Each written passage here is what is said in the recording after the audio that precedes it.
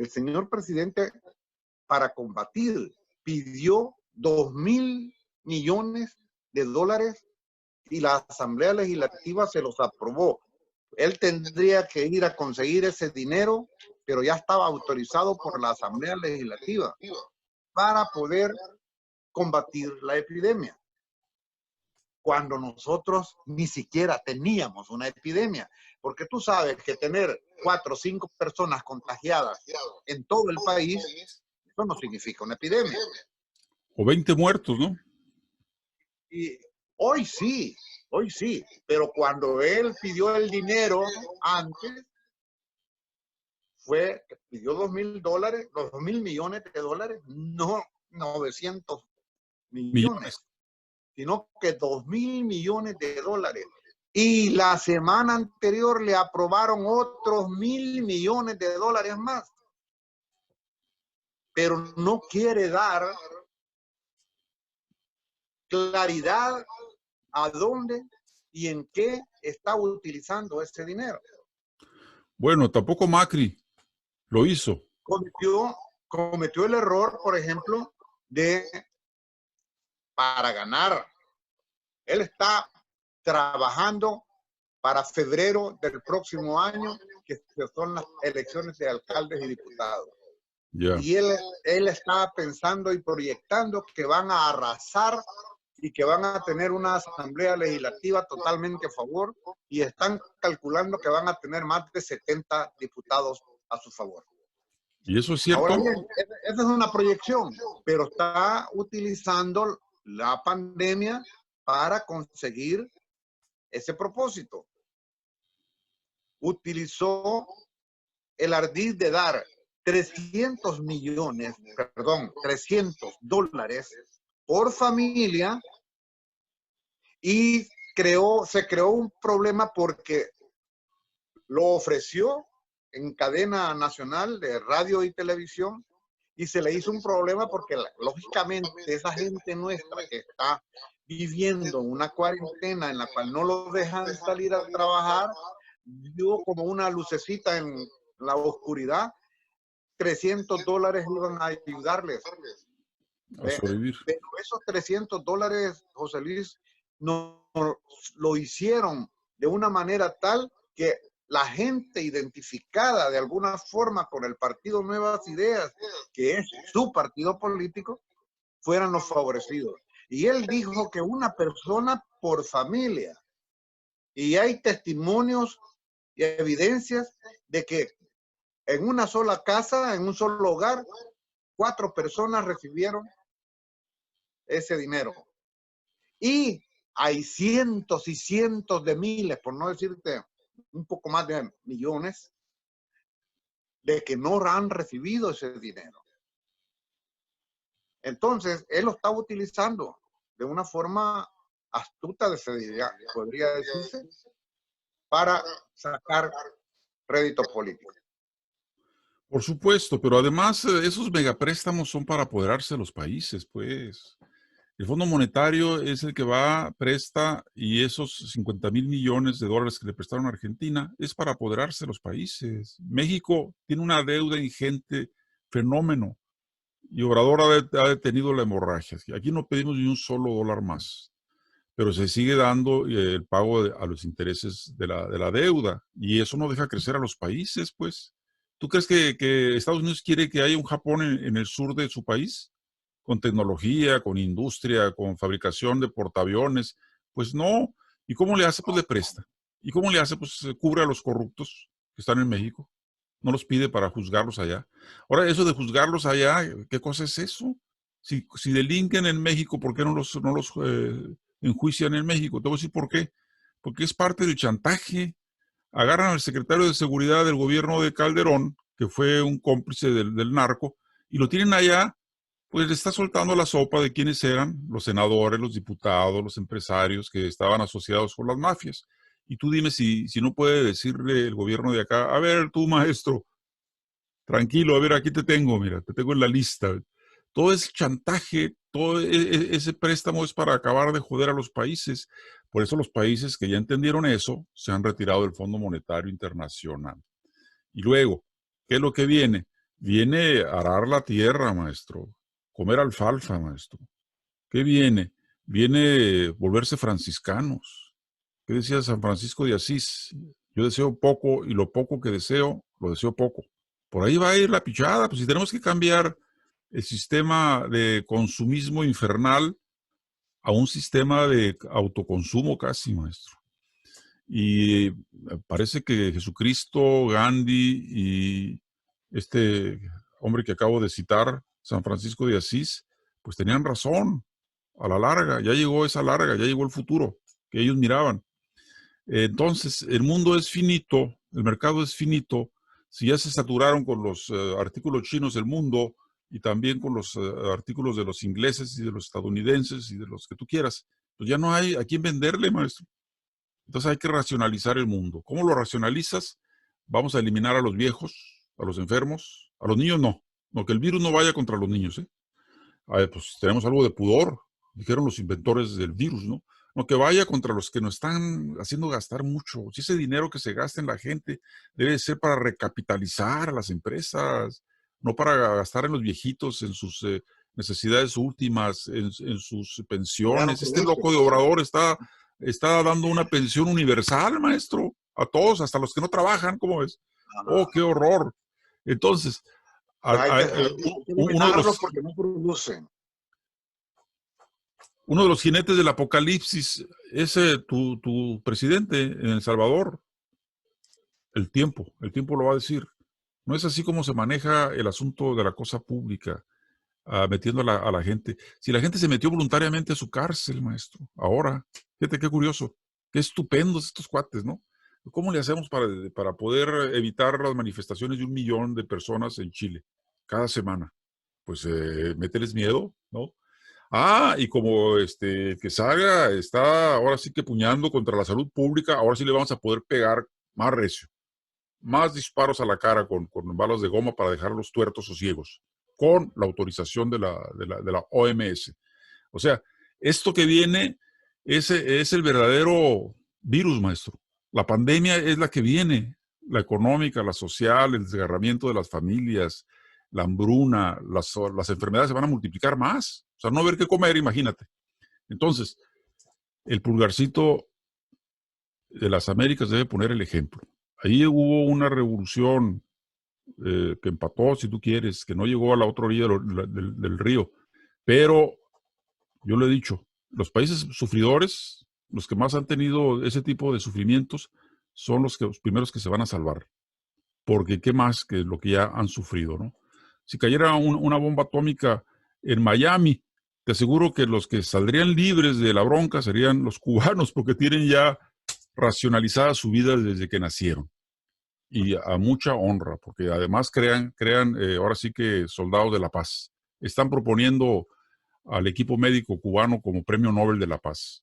Y se lo van a dar, fíjate, para la rabieta de acá, de este señor del norte que calcula en 200,000 muertos y dice, si son 200,000 muertos en Estados Unidos, bien, la hicimos.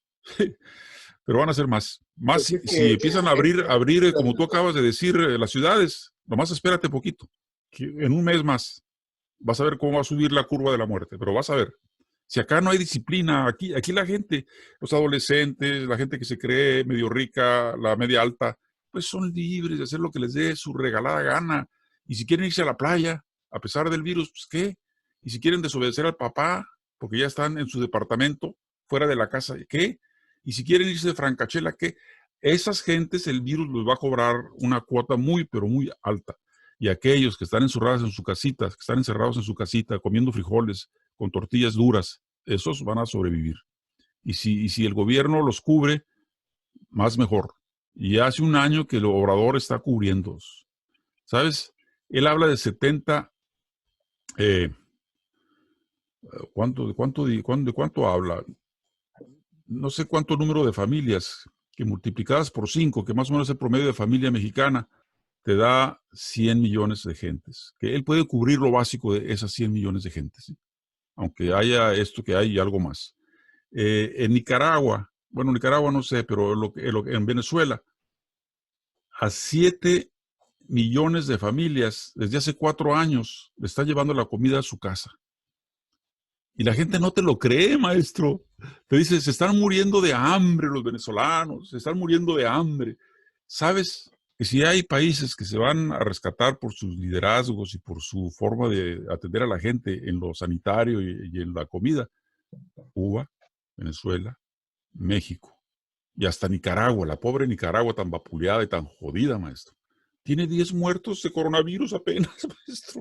Entonces, ¿qué pasa en El Salvador? Bueno, pues yo no sé, si tiene éxito este cuate con las mafias, que no creo, porque no es por ahí, pues es por sustentar a la juventud, no con los malos ejemplos que está dando este cuate, yendo al Congreso con los policías y los soldados. Pues ¿eso qué cosa es? ¿Qué enseñanza ética conlleva eso para la democracia? Ninguna. Al revés, está refregando con ácido la cara de la democracia delante de todos, además alzando los ojos a Dios. Mira, Lo mismo que allá José Luis, en Bolivia, ¿no? Los neocristianos. José Luis, estamos nosotros, los salvadoreños, siendo gobernados por un joven inmaduro, carente de conocimiento político, aún estando dentro de la política y aún siendo hijo de una persona que sí tenía un gran conocimiento político. Pero como el tipo era un vago, iba a la universidad, pero iba a la cafetería a divertirse, engañando a su padre. Su padre, cuando se dio cuenta de eso, lo mandó acá a los Estados Unidos a estudiar. Y acá hizo lo mismo. Lo único que aprendió fue a medio hablar el idioma inglés. Y con eso también regresó. Viendo a su papá el fracaso que tenía con él, le compró una cantina, le dio un negocio y le dijo a ver cómo te las resuelves tú solo. Y este tipo empezó a vivir así. El FMLN, partido político con el cual yo tengo cierta afinidad, pero que no tengo ninguna pertenencia política con respecto a sus estructuras, no pertenezco al partido, nunca he pertenecido a ningún partido político, pero cuando yo expreso mis opiniones, muchos me tildan de ser miembro del FMLN. La verdad es que no lo soy, pero sí confieso tener una afinidad política con este partido. Porque para mí, yo en mí pienso que tengo un pensamiento ideológico político hacia la izquierda. Y creo que el FMLN es el único partido político en mi país que representa esa parte del arcoíris político, el pensamiento ideológico de izquierda.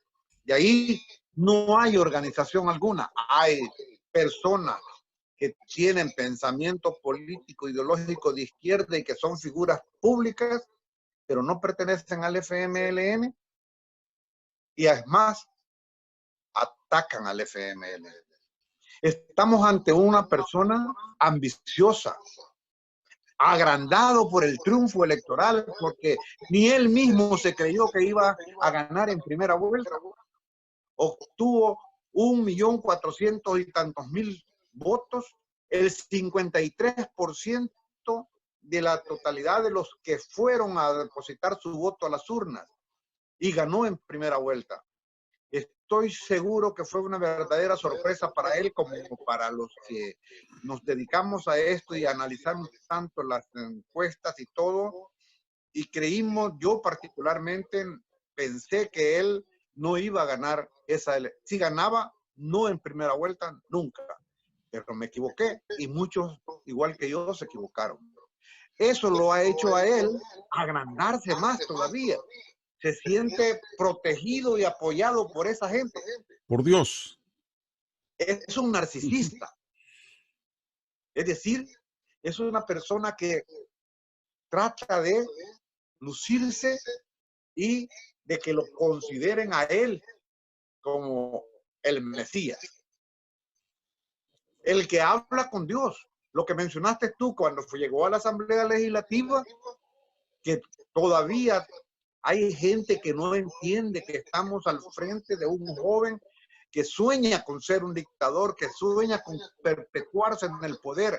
Y si no se perpetúa él por cuestiones de la Constitución que se lo prohíbe, es capaz hasta de reformar la Constitución de una forma violenta.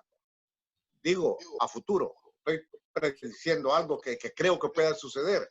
Bueno, Y es perdona. más, Sí, figúrate que ahora que llegó al Congreso con los policías y los soldados, lo acusaron de eso, de dictador. ¿Y sabes lo que dijo?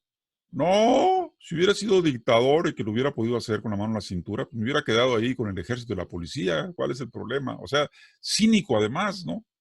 Ahora, la pregunta de muy fondo es, ¿cómo los decanos de la política de izquierda en Centroamérica, en dónde más? A ver, dime dónde más, en XZ país, no educan a la gente para que no vote por el enemigo, porque votan por su verdugo, maestro. En Chile votan por su bueno. verdugo, en El Salvador votan por su verdugo, en México votaron por sus Puede decir verdugos también durante 30 y tantos años. O sea, ¿en dónde está la deficiencia de la inteligencia de izquierda que no logra remontar con la ideología el rumbo?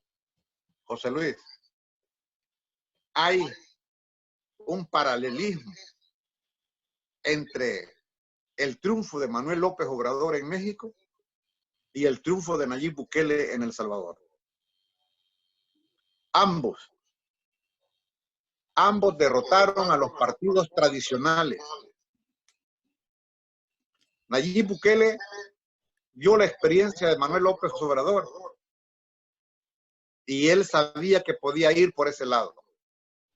Además de eso, José Luis, hace más de 10 años, 12 casi, creo 12, mi hermano mayor, 5 años mayor que yo, escribió un artículo en el cual manifestaba que el plan del imperialismo mundial, no solamente el imperio americano, el plan estratégico del imperio era dividir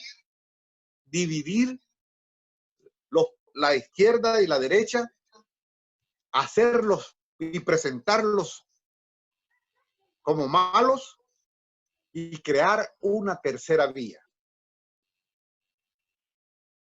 Eso para mí fue algo que lo dejé por ahí y con el tiempo que me encuentro con el artículo de mi hermano me doy cuenta que él está hablando de una realidad que se dio con Manuel López Obrador y se dio con Nayib Bukele. La gente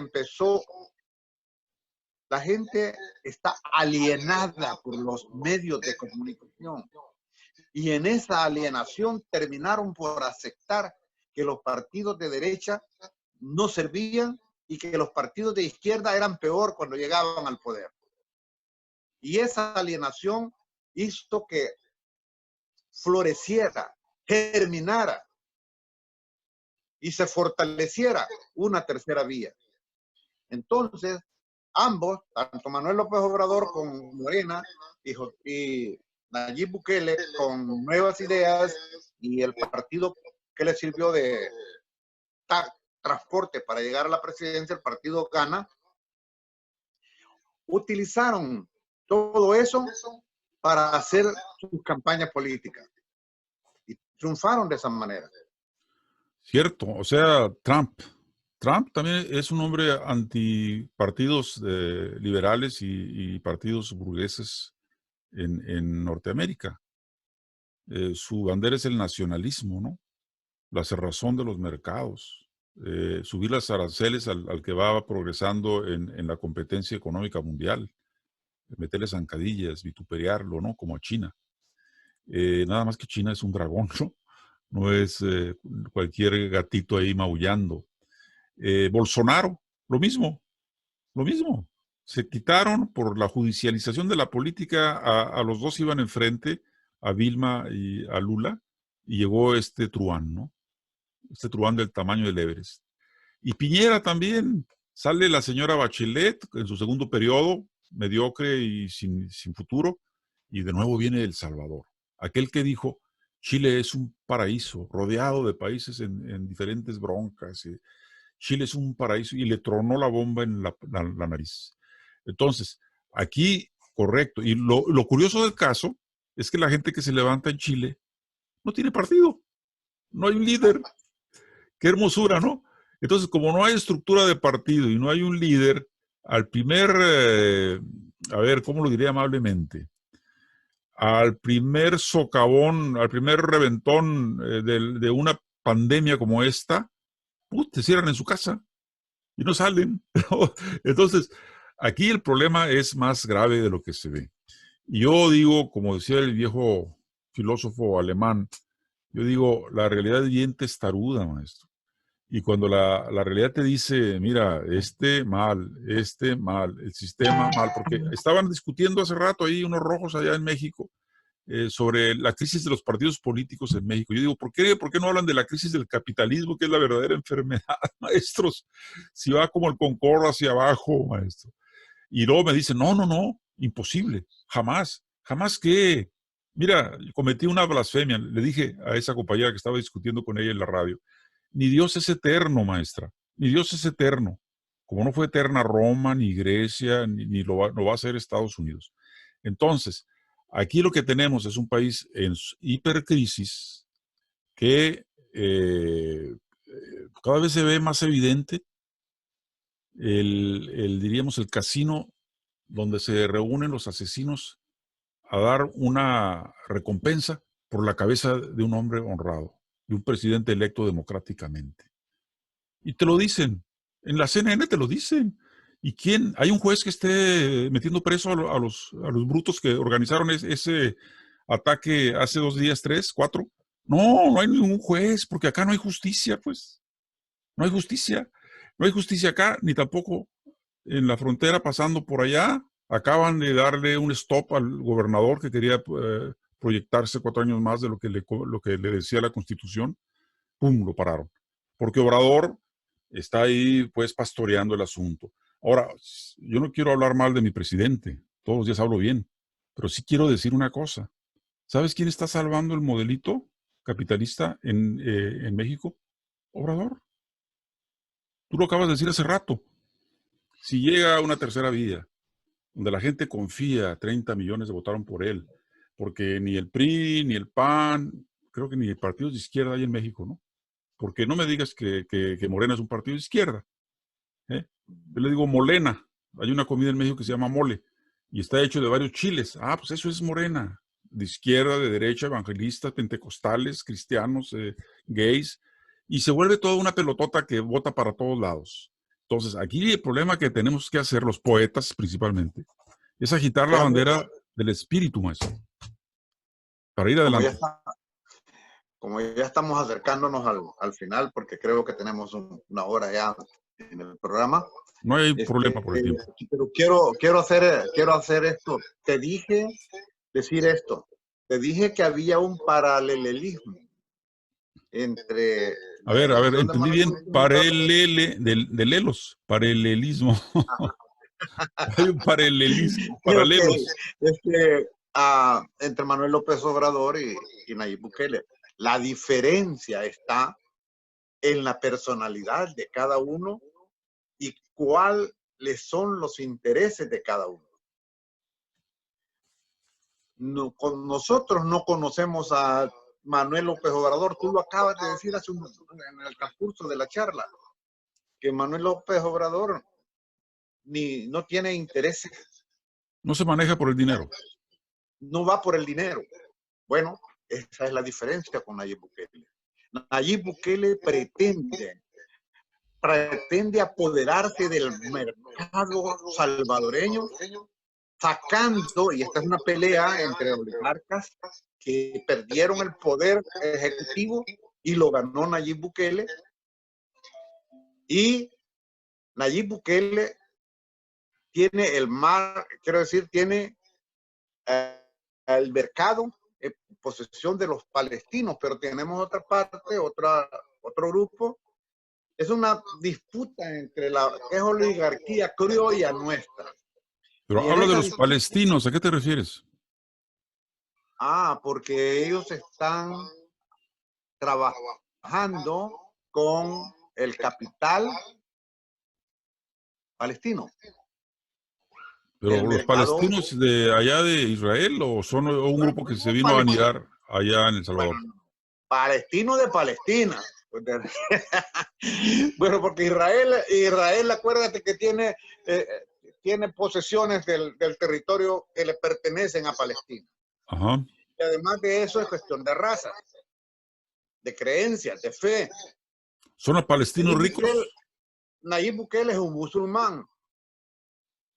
Y cuando estaba en la Asamblea Legislativa, precisamente que llegó con el ejército y que se puso las manos en la cara y todo eso, y dijo que había hablado, que Dios había hablado con él. ¿Ve? Entonces, cuando él manifestó eso, lo hizo al mero estilo del musulmán. Al mero estilo musulmán. ¿Ve? Entonces, hay una lucha interna en el capital salvadoreño. Son tres corrientes que están dadas ahí. ¿Ve? Entonces, los tradicionalmente que vienen desde nuestra época de independencia, que han dominado el mercado, los nuevos oligarcas, que en este caso son los palestinos, con don Armando Catán Bukele, el papá de Nayib, a la cabeza, y esa familia se está perpetuando en el poder. Y como te decía anteriormente, si él no se puede reelegir por cuestiones de la Constitución, va a encontrar a quién colocar y posteriormente poder reelegirse. Entonces, esa lucha interna por el mercado interno es lo que hasta el día de hoy se ha estado reflejando cuando este día justamente él tuiteó, como ese es su estilo de gobierno.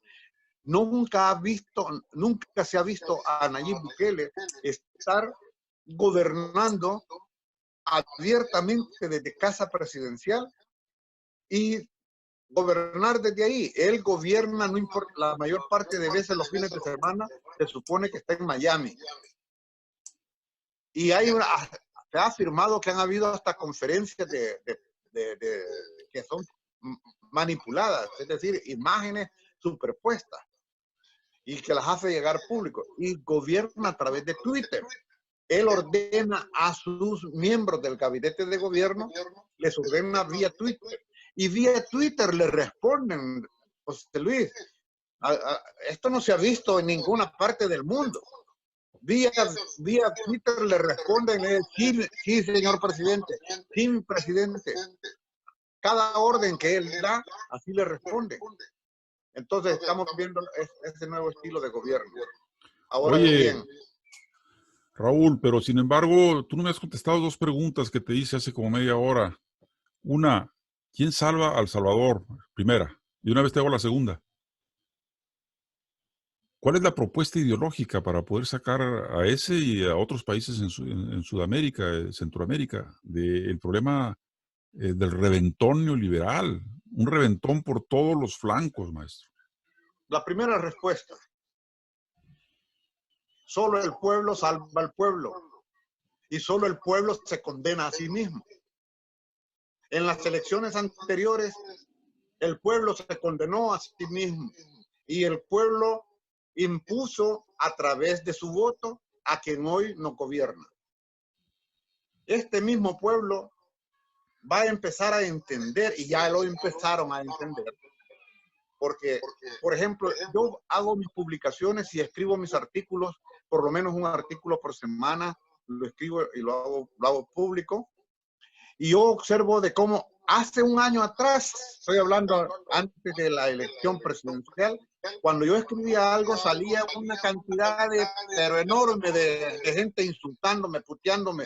Mira, no argumentaban nada, solamente insultaban y no habían argumentos razonables. Ahora estoy viendo que esa cantidad de personas ha disminuido considerablemente. Y yo voy al avispero, voy a la panal, voy a los grupos donde predomina la gente de Nayib Bukele. Y ahí hago mis publicaciones. Y ahora observo de que no soy tan atacado como lo era antes. Entonces, la gente se va dando cuenta y se está sintiendo frustrada. Poco a poco va a ir entendiendo su realidad. Por eso solo el pueblo salva al pueblo y solo el pueblo se condena a sí mismo. Y la realidad es La muy segunda testaruda, pregunta, como decía. Sí, la la segunda pregunta, ideológica, educativa. ¿cuál es la propuesta?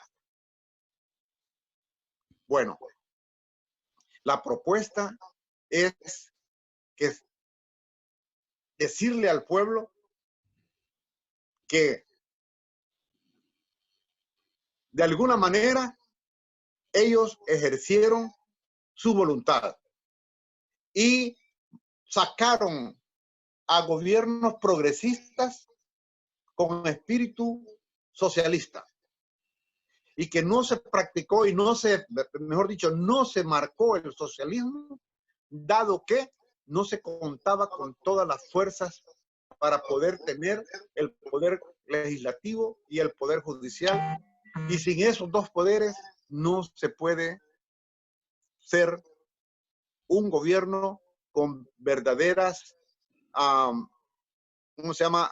Administración socialista, administración política con tendencia socialista. Es el socialismo el único que va a liberar a los pueblos. La propuesta es que hay que luchar fuertemente y no desmayar y hacerle entender al pueblo que quiénes son los que realmente se identifican y trabajan para ellos. Acusan, José Luis, a los anteriores, a las dos administraciones anteriores de ser ladrones y corruptos, pero nunca presentaron pruebas reales, tal que la Interpol, por ejemplo, rechazó el pedido de arresto para Mauricio Funes, el primer presidente del FMLN, al que acusan de haberse robado 351 millones de dólares. La Interpol les respondió que eran las pruebas que les estaban presentando eran de carácter político y no eran pruebas de delito. Y los mandó a que recopilaran pruebas de delito y que se las enviaran de nuevo. Hasta hoy no han enviado esas pruebas porque no las tienen, carecen de ello.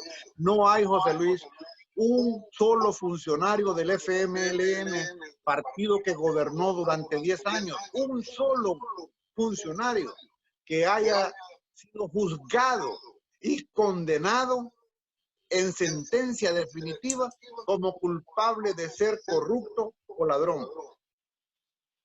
En efecto. Y por eso digo, mi respuesta a tu pregunta es hacerle entender a nuestro pueblo que solamente el socialismo los va a llevar a mejorar su condición de vida. Rosa Luxemburgo decía, socialismo o barbarie.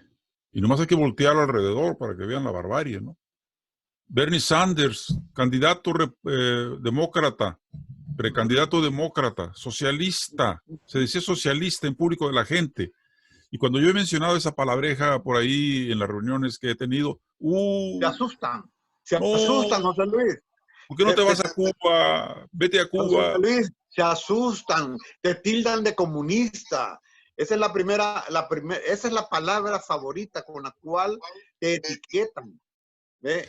Pero la perseverancia hay que tenerla. Y yo digo, a ver, ¿acaso la Interpol ha tomado preso a Correa para llevarlo a que la justicia ecuatoriana lo meta a la cárcel? Ya lo ha dicho cada rato Correa. No, pues, ellos se ríen, la Interpol se ríe de esas demandas, saben que son cuestiones políticas. En cambio, en mi país tenemos dos expresidentes de la derecha del Partido Arena, uno que actualmente está en la cárcel y, por cierto, compartí con su familia, algunos de sus hermanos fueron mis compañeros. Es más, un hermano del expresidente Tony Saca, que está en la cárcel, ¿no? Era quien competía conmigo en concursos de declamación. somos de la misma ciudad. Él está preso, confeso.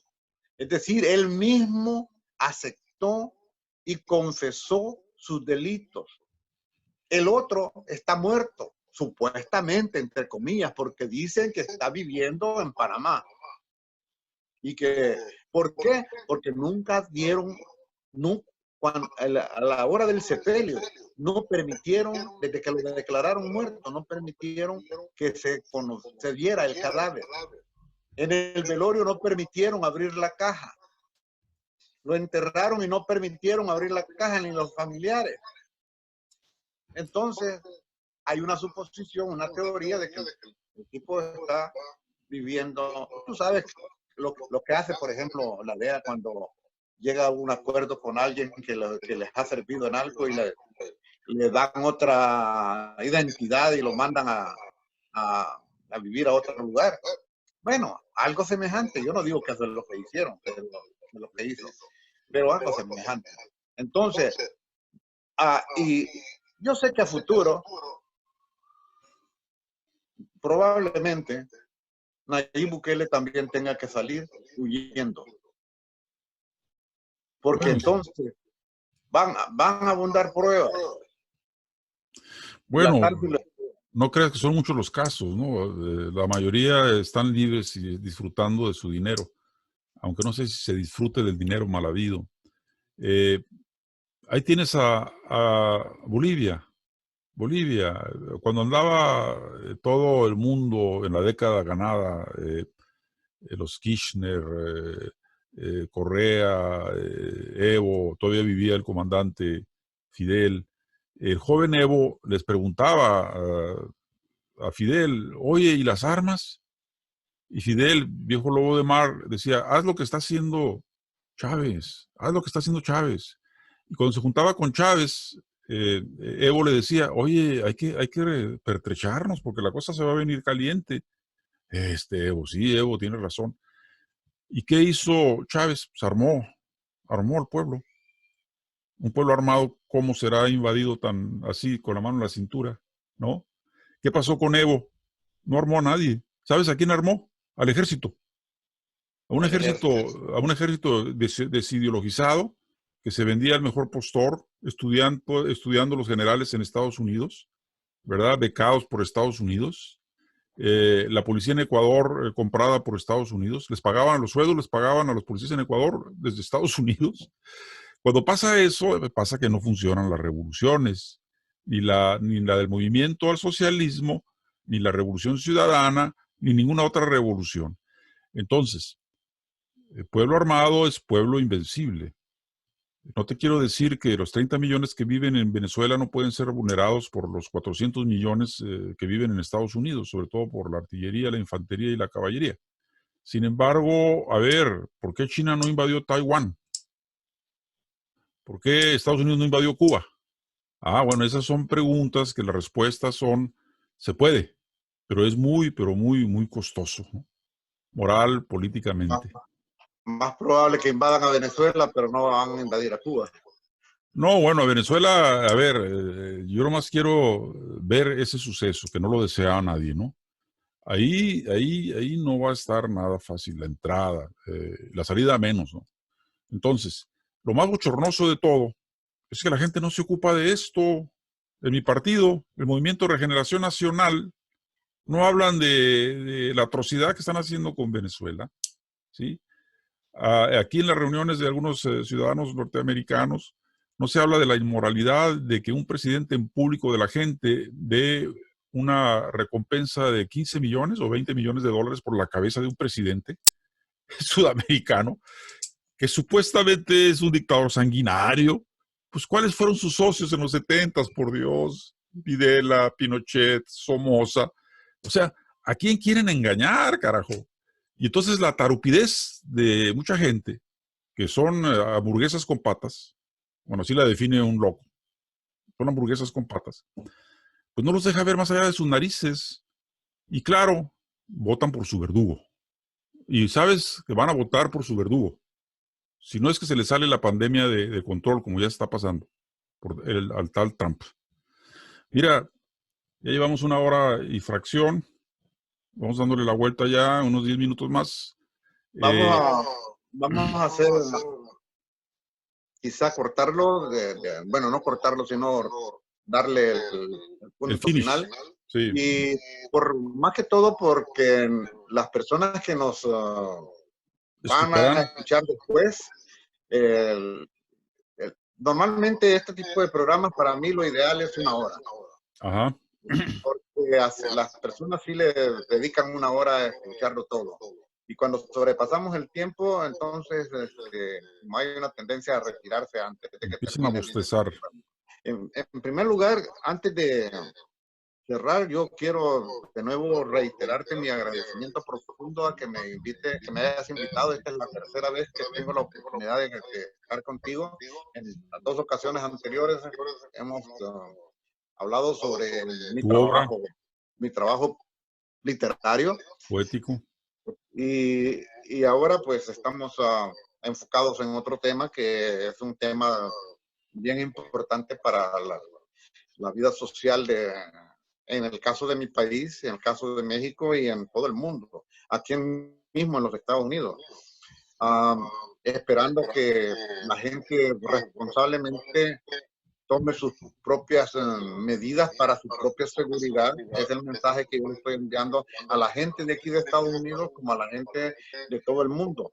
Que antes que todo se dé cuenta de que sí somos potencialmente armas caminando para contagiar de alguna manera, y al contagiar estamos provocando la muerte de muchas personas. Una de las cosas primordiales para nuestra propia seguridad primero es cumplir ciertas reglas que ya nos enseñaron de alguna manera a través de los medios de comunicación. Espero que las pongan en práctica y poder así combatir de alguna forma la epidemia, no de la forma en que lo están haciendo algunos jefes de Estado. Así es, así es. Mira, antes se decía una guerra atómica, pues no, porque no quedaría nada en ninguna parte, ¿no? No sería, diríamos, económicamente sustentable, por decirlo de una forma amable. Oye, pero ya hay bombas de neutrones, y esas llegan y le parten en la Madonna a todo ser viviente, hasta los perros también, y quedan los edificios y las minas y todo lo demás, ¿no? Para aquellos que se guarecieron, se pusieron en sus covachas y aguantaron la... Pero ¿sabes cuál es la bomba más fregona de todas? La guerra bacteriológica, porque mata a los viejos, a los enfermos, a los débiles, a los pobres, ¿sí? No a los niños, ¿eh? Todavía no sé que la pandemia les haya encajado el diente duro a los niños. Y entonces, qué fabuloso, ¿no? Una guerra sin disparos, silenciosa, donde el enemigo de la gente es la propia gente, por lo que acabas de decir, el contagio, ¿sí? Bueno, yo quiero invitarte a que lo que escribes cada semana sea ya de rigor un artículo que esté siempre en mi página, en radiomorena.net. Ahí te voy a dar un espacio, inclusive vas a tener llave para entrar ahí, va a estar tu foto y ahí lo que escribas ahí va a estar. Tú mismo lo vas a enviar ahí, dentro de 1 semana o 2. Estamos reformando la página. Y acuérdate Agradecido que tenemos un compromiso para hablar de un gran poeta salvadoreño el último sábado de este mes. este mes. Roque Dalton, un héroe de la patria grande, ¿sí? En los tiempos de la rabia popular, donde había que autodefender al pueblo. En fin. Es nuestro poeta más reconocido en el mundo. Su Darío no, poesía, más que Darío no. perdón. Más que Rubén Darío no. Pero de Mira, la caspa, de la depende, casta revolucionaria. dependiendo de los niveles en que o el nivel social en que se anda. En que lo ubiques, claro. Es indiscutible lo de Rubén Darío. Yo pues, lo admiro mucho. Pero este tipo es algo muy especial. Y bueno, lo dejo para el 31, o quiero decir, 31 de mayo, de que vamos a hablar sobre él. Va a Sí, la fecha resultar bien exacta. interesante y me va a 30. permitir 30 de tener la mayo. oportunidad de decir quizás algunos poemas de él. Yo voy a leerme de 2, 3 libros que tengo de él aquí, que los he leído un poco, pero voy a leerlos con fe para poder hablar sobre él próximamente. Y esta es la clase de programas que me gusta hacer a mí.